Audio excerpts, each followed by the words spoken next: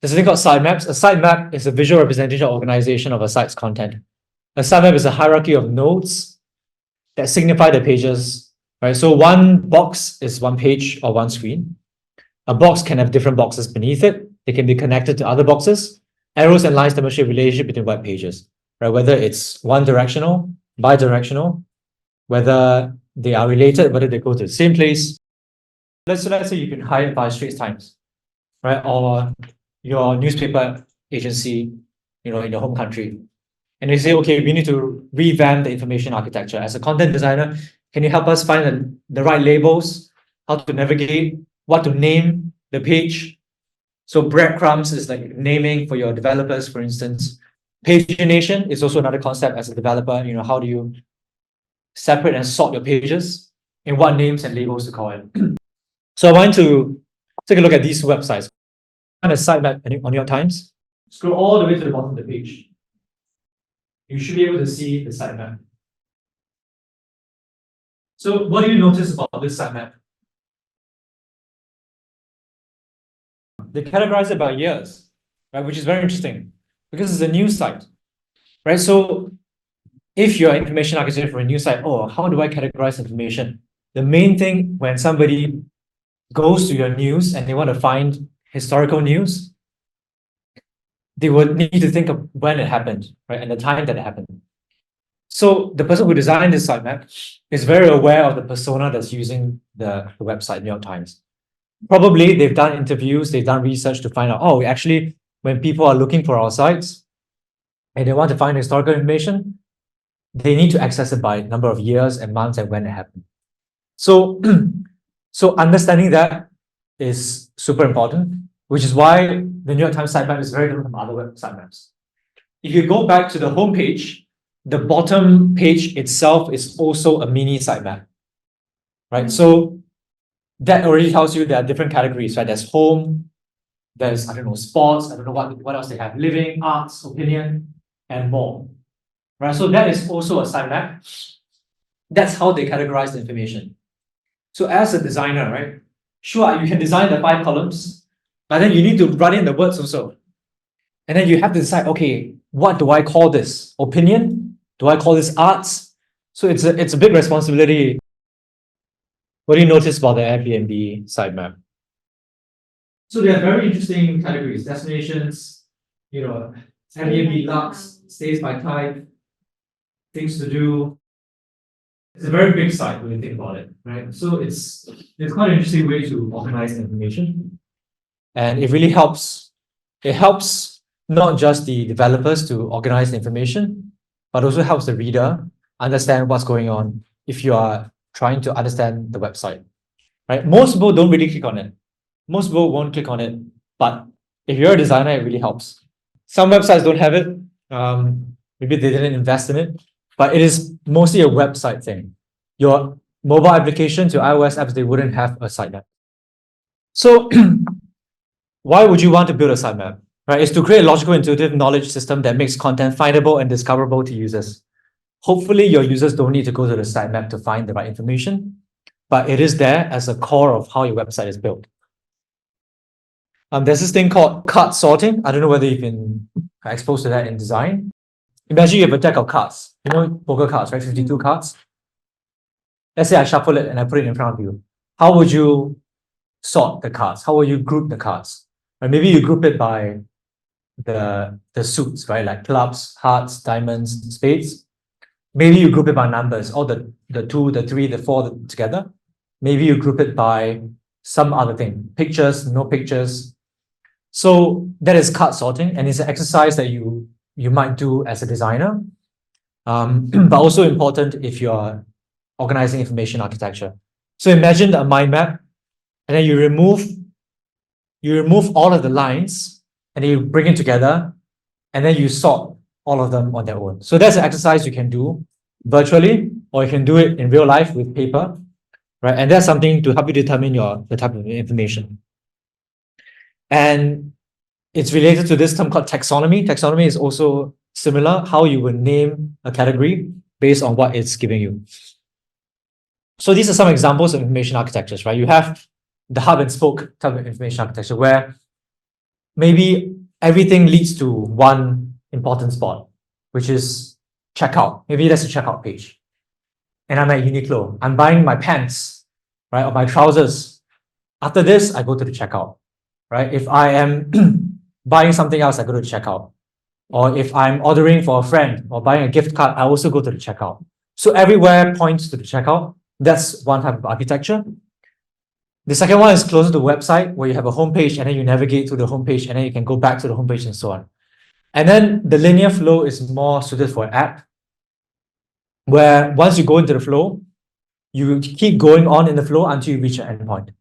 It's like booking a Gojek or a Grab ride, right? I select a car, I go in the ride, I reach my destination, I pay, and that's it. If I'm reaching a destination, I don't need to go back to book another car because I'm already there, right? So it's a bit more of a linear flow, and the type of structure will determine, what sort of activity your user will go through. All right, so something interesting. Have you noticed that sometimes the apps that we use, maybe in East Asia, so Japan, Korea, China, look very different from the apps that you see in the West? One main difference is that the apps that are built in this part of the world, mostly in Asia, can feel very cramped. There's a lot of things going on the app, on the website. And one main reason is the difference between East and West, and because of language. And as a UX writer or as a content designer, you need to be aware of languages and the difference that they make.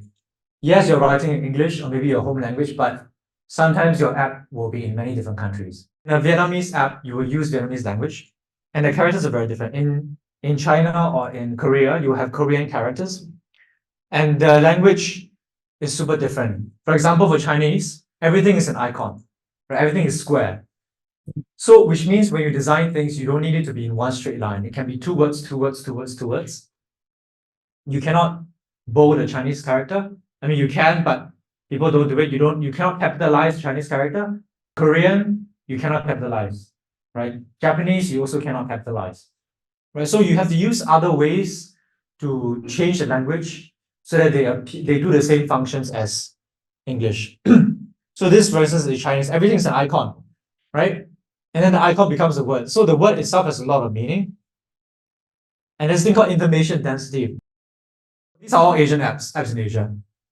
China is the most crazy, right? Meituan, which is used by 690 million users every single month, right? It is a super widely used app. This is on mobile. It's crazy. It's so many things going on. The words are so small, but they can do it. Why? Because you can cram a lot of information in 4 words, right? Or 2 words. Whereas in English, this is impossible. Beverages from small restaurants. It's impossible to fit in so much character. But in Chinese, you can. Right? And maybe this is what they are used to. And then you move it down, this is a secret, this is a travel app in China. Right? India, you notice it starts to get maybe a bit cleaner. ATM is using English. Right? You cannot fit too many things. It goes over the 2 lines, for instance. And it's a little bit cleaner. And then Gojek Indonesia, Bahasa is also phonetic, so it uses letters. So it's becoming closer and closer to Grab, what we're used to, a bit cleaner, really different navigation style. Line as well, Japan, Taiwan, and Thailand.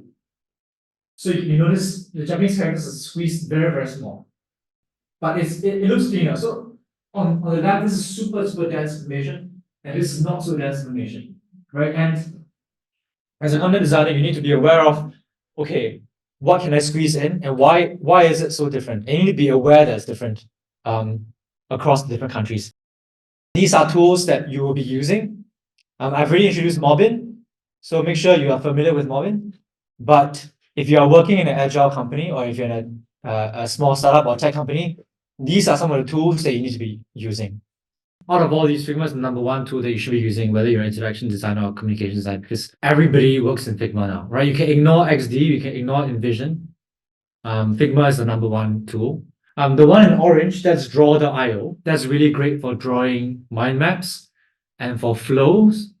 If you're not using that, you can also choose to use Miro or even this thing called Whimsical, which is not up here. Miro is the number 2, I would say, biggest tool used by most designers. It is not a design tool. It is more an organizational tool. for designers for planning, and for earlier part of research, foundational research, you may use it a lot. FigJam is increasingly being used because it's in-house in Figma. I use FigJam actually for work, less Miro, but in my previous companies, I've all used Miro. You may need to use it depending on which, if you're looking for a job, if you join a company, if they're still using Miro, you may need to use it. So it's still good to be aware of it. We can look at the other UX adjacent tools. So these tools you may or may not use depending on where you go or where you're from. But they are very widely used. So Slack is essentially a replacement for Outlook. It's like an email, it's like a chat forum kind of system. Most of my work is in Slack. Okay, so this one is Maze, M-A-Z-E. Maze is a UX research tool. You use it to conduct surveys, interviews, unmoderated surveys. Unmoderated surveys are when you send a survey to somebody and then they just fill it on their own and then you get results back. Right? As maybe you're asking, oh, how come we need to be aware of this? As designers, you should, because you need to work with a UX researcher. Even as content designers, as UX writers, I also work with it. Why? Because I need to do A/B tests. I need to do some research to find out whether a user understands what I'm writing or not. UX research is also an important part of UX design, similar to UX writing. So you have UX design, which is the same thing as product design, I think nowadays. And then you have UX research, right? So these two they complement UX design. Similar to Maze is user testing. User testing is used very widely by designers or user Zoom. They are both similar. User Zoom or user testing are the two biggest user research companies. They have tools to allow you to conduct user research, qualitative and quantitative. And designers need that information to be able to design. And then also UX research is Dovetail. Dovetail is kind of like a compiler of information. After you do the research, you can put in the research that you've done. And it allows you to form insights, synthesize insights as part of your UX research. So if you're in a small company, let's say your company is only 20 people, and you are the only designer in your company, you are expected to do all the UX research as well. You need to know how to conduct user tests or maze or user testing, and you need to synthesize your data. You can do it on Google Docs, sure. You can do it on Word, you can do it everywhere on Excel spreadsheet. But having a tool like Dovetail or Trello for UX research is super helpful.